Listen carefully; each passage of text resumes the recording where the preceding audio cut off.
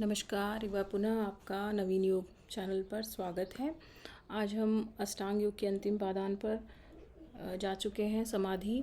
उस पर आज हम चर्चा करेंगे। इससे पहले के वीडियो में हमने ध्यान को जाना था, ध्यान के स्वरूप को जाना था कि ध्यान किसे कहते हैं। चलिए बात करते हैं हम आज अष्टांग योग के अंतिम पादान पर, जो कि है समाधि। और चूंकि समाधि जो है वो विभूति पाद का ही अंग है, सूत्र संख्या है 3 और तीसरे सूत्र में अच्छे से वर्णित है कि समाधि किसे कहते हैं। चलिए आगे बात करते हैं समाधि क्या है। तो समाधि का जो सूत्र है वह है तदेवार्थ मात्र निर्भासम स्वरूप शून्यमेव समाधि। अर्थात कि तदेवार्थ का होता है अर्थ की केवल ध्येय मात्र की ही प्रतीति हो, जिसमें हम ध्यान को लगा रहे हैं, जिस वस्तु में हम ध्यान को लगा रहे हैं, जो ध्येय है हमारा, जो लक्ष्य है, केवल वही रह जाए और चित्त का जो निज स्वरूप है वह कैसा हो जाए, शून्य हो जाए। तब वही जो अवस्था है वह कैसी कहलाती है, समाधि की अवस्था कहलाती है। अब और विस्तृत तरीके से हम अगर समझें तो व्यास भाष्य में भी कहा गया है कि ध्येयाकार मतलब ध्येय के आकार वाला, ध्येयाकार में भासित होने वाला ध्यान ही जब अपने ज्ञानात्मक स्वरूप से रहित जैसा हो जाता है, ध्येय के स्वभाव को प्राप्त होने के कारण, तब उस अवस्था को समाधि कहा जाता है। और अगर हम विस्तृत समाधि के स्वरूप की चर्चा करें तो ध्यान काल में जो ध्याता होता है, ध्याता का अर्थ होता है ध्यान करने वाला, और ध्यान का अर्थ होता है जिस ज्ञान के द्वारा ध्येय को हम समझ रहे हैं, ध्येय की हम गवेषणा कर रहे हैं, वह ज्ञान ध्यान कहलाता है। और तीसरा होता है ध्येय। एक होता है ध्याता, दूसरा होता है ध्यान, और तीसरा होता है वह वस्तु ध्येय जिस पे हम ध्यान कर रहे हैं। तो ध्येय हो गया जिसकी गवेषणा की जाती है, वह पदार्थ। तीनों भिन्न भिन्न रूप से भासित होते हैं, मतलब ध्याता अलग है, ध्यान अलग है और ध्येय अलग है। परंतु समाधि की अवस्था में क्या होता है, समाधि की अवस्था में ध्येय का स्वरूप मुख्य रूप से प्रकाशित होता है। जिस पर हम कंसंट्रेट हो रहे हैं वह वस्तु ही प्रकाशित हो जाती है, केवल वह वस्तु रह जाती है, केवल ध्येय रह जाता है जिस पर हम ध्यान लगा रहे हैं। ये समाधि की एक विशेषता है। समाधि अवस्था में जो ध्यान है वह गौण हो जाएगा और पदार्थ का स्वरूप जो है वो प्रधान हो जाएगा। स्वरूप शून्य का अभिप्राय यह नहीं है कि योगाभ्यासी को ज्ञान ही शून्य हो जाएगा, ऐसा नहीं है।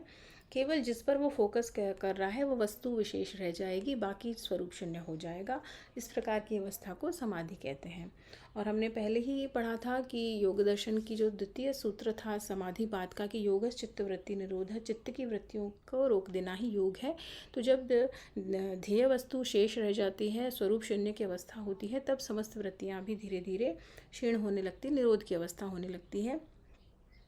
और वृत्ति निरोध समाधि के दो भेद हैं। मतलब आसानी से वृत्ति निरोध सब होना मुश्किल है, क्योंकि समाधि में दो प्रकार की समाधि बताई है। पहली जो समाधि है वह संप्रज्ञा समाधि, और दूसरी जो समाधि है वह असंप्रज्ञा समाधि। तो समाधि प्राप्ति के कुछ आवश्यक साधन हैं, जैसे ईश्वर भक्ति, जीवात्मा, प्रकृति, इन सब का ज्ञान होना, और अभ्यास वैराग्य का ज्ञान होना, यम और नियम आदि का पालन करना। और जब इन नियमों का पालन करते हैं, जब हम धारणा का पालन करते हैं, ध्यान का पालन करते हैं, तो धीरे धीरे हम संप्रज्ञात समाधि की ओर जाते हैं। ठीक है। और जब संप्रज्ञात समाधि का हम कई वर्षों तक, कई समय तक उसका अभ्यास करते हैं, तो उसमें भी हम परिपक्व होने लगते हैं। और जब परिपक्व होने लगते हैं तब धीरे धीरे हम परिपक्व अवस्था में, इस परिपक्व अवस्था का भी जब हम पर वैराग्य में चले जाएं या उससे डिटैच हो जाएं, तब असंप्रज्ञात समाधि सिद्ध होने लगती है। और उस असंप्रज्ञात समाधि में होता है ईश्वर का साक्षात्कार। ठीक है। उसमें जितने भी क्लेश हैं उनकी निवृत्ति हो जाती है, आनंद की प्राप्ति होती है, और सर्ववृत्ति निरोध मतलब सभी वृत्तियों का नाश हो जाता है, और हम असंप्रज्ञा समाधि पर पहुंच जाते हैं, जो जिसे हम कैवल्य कहते हैं। जो महर्षि पतंजलि समझाना चाह रहे हैं कि ये आपका अंतिम उद्देश्य है, जहाँ पर प्रत्येक मनुष्य की यात्रा करनी है, और अष्टांग योग के द्वारा आप इस समाधि को प्राप्त कर सकते हैं।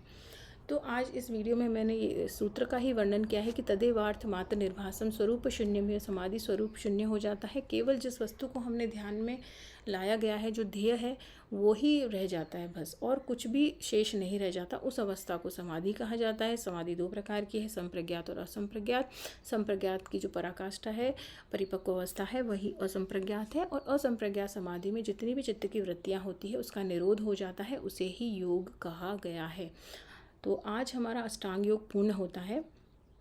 और अगर आपको समाधि को विस्तृत और ढंग से समझना है, आपकी इच्छा है कि समाधि को और जानें, तो मुझे आप कमेंट करके बताएं कि समाधि क्या है, और इसके भेदों को मैं अच्छे से आपको और एक्सप्लेन करूंगी, ताकि आप समाधि से संबंधित विषय को भी अच्छे से समझ सकें, क्योंकि ये गूढ़ विषय है और ज़रूर मैं आपको इसका अच्छे से वर्णन करके समझा सकती हूँ। चलिए ठीक है, आज के वीडियो में इतना ही। अष्टांग योग हमारा आज पूर्ण हो चुका है। चलिए, तब तक के लिए धन्यवाद। और भी कोई प्रश्न हो योग से जुड़े हुए तो आप मुझे कमेंट करके पूछ सकते हैं।